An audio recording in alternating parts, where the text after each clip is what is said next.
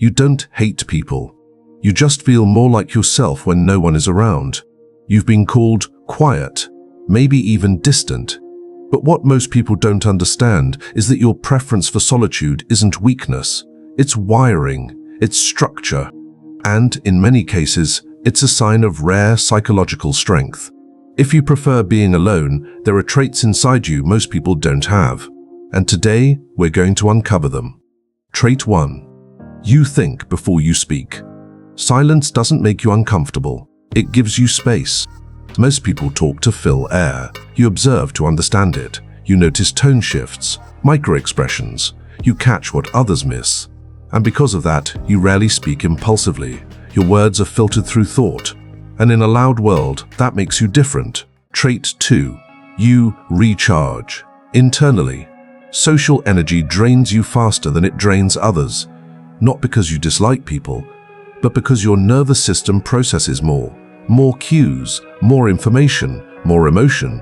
When you're alone, your system resets, your thoughts organize themselves, your breathing slows, and suddenly you feel clear again. That clarity isn't antisocial, it's neurological balance. Trait 3. You have high internal standards. You don't crave constant validation because you validate yourself. Your approval system is internal, not outsourced, and that makes you selective.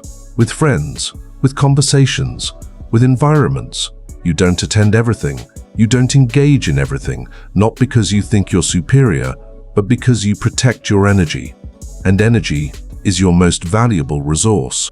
Trait 4. You're emotionally self-sufficient.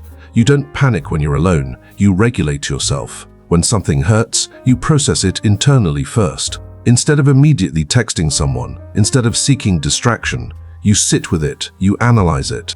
And that builds emotional endurance, the kind most people never develop. You've trained yourself to feel without collapsing. Trait 5.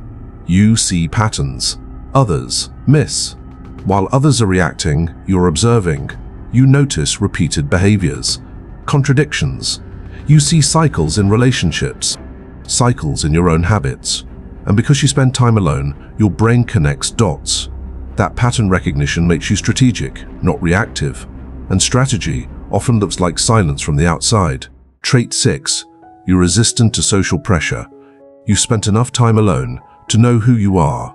So when the crowd moves one way, you don't automatically follow. Not because you're rebellious, but because you're internally anchored. Peer pressure loses power when validation isn't your currency. You don't need applause to move, and you don't fear disapproval as much as others do. That independence is rare and quietly powerful. But there's a shadow side. Now here's what most videos won't tell you. Preferring solitude can become avoidance. Silence can turn into isolation. Sometimes you withdraw too early. Sometimes you overestimate how misunderstood you are. And sometimes you confuse peace with protection.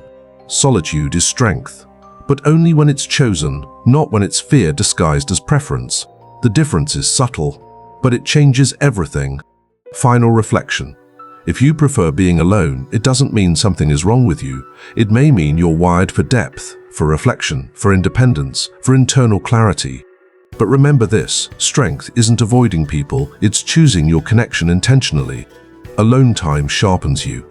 Connection expands you.